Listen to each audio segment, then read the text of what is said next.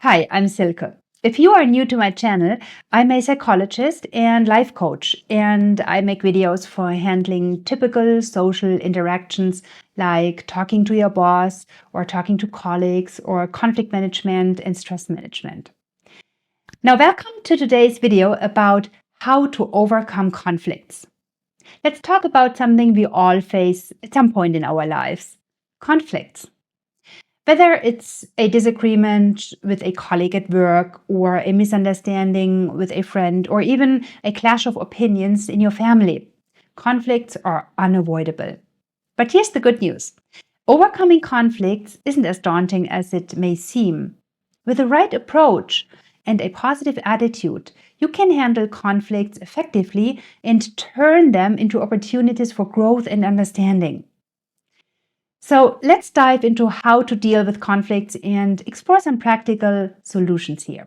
First things first, let's acknowledge that attitude is crucial when it comes to conflict management. If you go into a conflict situation with a defensive or aggressive mindset, you're very likely to escalate the situation and also the tension rather than resolve it. Instead, try approaching conflicts with an open mind and a willingness to understand the other person's perspective. This shift in attitude can make a world of difference. Think of it like this: you're not just trying to win an argument, you are working together to find a solution that benefits everyone involved. And one of the best ways to handle conflicts is through active listening. Now, I know it sounds simple, but active listening is a skill that takes practice and dedication to master.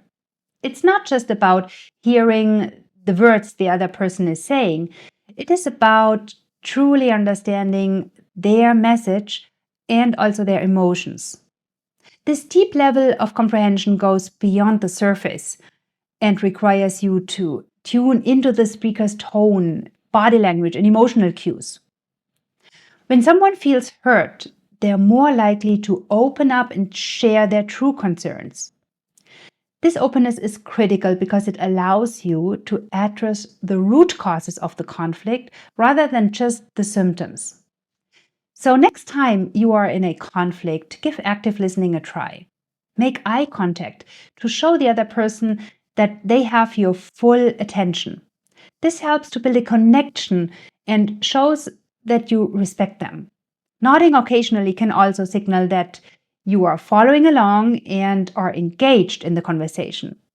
Offering feedback without interrupting is crucial too. This means waiting for the other person to finish speaking before you respond, which can be quite challenging sometimes, but which is necessary for effective communication. Imagine you are in a heated argument with a colleague about a project deadline. The stress and pressure of the situation might make it tempting to immediately defend your point of view, but this can escalate the conflict. Instead, let them finish their thoughts. This not only shows respect, but also gives you the full picture of their perspective. After they've spoken, paraphrase what they said to ensure you've understood correctly. You might say, "So, what I'm hearing is that you're concerned about the tight deadline and the pressure it's putting on our team, right?" This technique, known as reflective listening, serves two purposes. It shows the other person that you were paying attention, and it allows them to confirm or clarify their points. The simple act of active listening can make the other person feel valued and understood, paving the way for a more constructive conversation.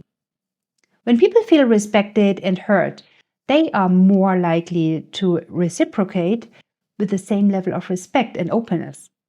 This mutual understanding can significantly reduce tension and help resolve conflicts more efficiently. Now, another great way to handle conflicts is by finding some common ground. Conflicts often pop up because we are too hung up on our differences and not enough on what we share.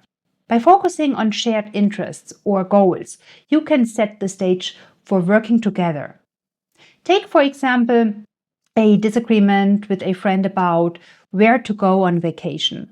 Instead of stressing over the places you disagree on, try to find a spot that offers something both of you enjoy. Maybe you both love hiking and good food. In that case, you could look for a destination known for its beautiful hiking trails and amazing food. Think Tuscany with its rolling hills and fantastic cuisine, or the Pacific Northwest, for example, with its stunning hikes and vibrant food scene. Picking a place that caters to both your interests can turn a potential argument into an exciting planning session where both of you feel heard and valued. Finding common ground is not just about compromise, it's about creating a win-win situation. When both sides feel like their needs are being met, they're more likely to be cooperative and open to finding a solution. It's like building a bridge between your differences and meeting in the middle. This approach can be super effective in workplace conflicts, where team members have different ideas about achieving a common goal. Imagine a team divided on the best strategy to launch a new product. One group is all for traditional advertising, while the other wants to leverage social media influencers. Instead of picking one over the other, the team could go for a hybrid strategy that includes both. By focusing on the shared goal of a successful product launch, they can align their efforts, combining the broad reach of traditional advertising with the targeted engagement of social media influencers. This not only maximizes the strength of both strategies, but also fosters a sense of unity and collaboration within the team. Finding common ground is also great for personal relationships, like with family members or partners. For instance, if you and your partner have different views about how to spend your weekends, maybe one loves outdoor activities while the other one enjoys quiet evenings at home. You could plan a weekend that includes both. Spend Saturday biking or hiking and Sunday lounging at home with a good book or a movie. This way, both of you get to enjoy what you love, and the weekend becomes a balanced experience that strengthens your relationship instead of causing friction. In a nutshell, the key to resolving conflicts by finding common ground is to focus on what unites us instead what divides us. By identifying and building on shared interests, on shared goals and values, we can create collaborative environments where everyone feels respected and included. This approach not only resolves conflicts but also strengthens relationships, making them more resilient and harmonious in the long run. Now, let's dive into how you can seek solutions in a way that's casual and conversational. Imagine you're in the middle of a conflict. It is super easy to get stuck in a blame game or become defensive, right? Why? Because our natural response is to protect ourselves. But remember, the goal here is not to win the argument, it is to resolve it. So instead of focusing on the problem, shift your mindset to finding a solution that works for everyone involved. This means being collaborative and open to exploring different options. Picture this. You're disagreeing with a family member about, let's say, household chores. Instead of arguing over who isn't doing their part, try to reframe the situation. Sit down together and brainstorm solutions. For example, you might suggest creating a chore chart where everyone's responsibilities are clearly outlined and equally shared. This way, everyone knows what's expected of them, reducing the chances of conflict. Or you could propose a rotating schedule so no one feels overwhelmed by a particular task. One week you handle the kitchen, and the next week your family member takes care of it. This way, chores are evenly distributed and no one feels stuck with the same tasks all the time. By seeking solutions together, you're not just resolving the immediate conflict, but you're also strengthening your relationship. Working collaboratively on problem solving builds trust and mutual respect. It shows you value each other's input and that you are committed to finding a fair resolution. This approach works in other settings too, like at work. Team members can develop action plans together to address issues, ensuring everyone feels heard and valued. One effective technique for seeking solutions is brainstorming. Sit down with the other person and come up with as many potential solutions and ideas as possible without judging or dismissing any ideas at that point. This encourages creativity and open-mindedness, allowing everyone to think freely and contribute their ideas without any fear of criticism. For example, during a brainstorming session about dividing household chores, one person might suggest outsourcing certain tasks, like hiring a cleaning service for deep cleaning once a month. While this idea might not be feasible for everyone, it is essential to consider all options before making a decision. Once you have a list of possible solutions, evaluate them together and choose the one that best meets both of your needs. Discuss the pros and cons of each option, considering factors like time, cost, and personal preferences. This collaborative process fosters a sense of partnership and mutual respect. It shows that you are willing to work together to find a solution that benefits everyone. For instance, you might decide that a chore chart combined with a weekly family meeting to discuss any issues or adjustments needed is the best approach.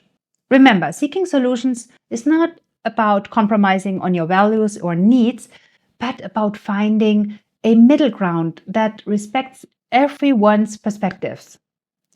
It's a skill you can develop with practice and patience. By approaching conflicts with a solution-oriented mindset, you create opportunities for growth and stronger relationships. This not only addresses the immediate issue, but also sets a positive example for handling future conflicts constructively. Remember, overcoming conflicts is not about eliminating differences, but about managing them in a healthy and constructive way.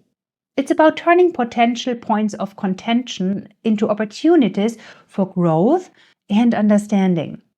By adopting a positive attitude, by practicing active listening, finding common ground, and seeking solutions collaboratively, you can handle conflicts more effectively and create stronger, more harmonious relationships.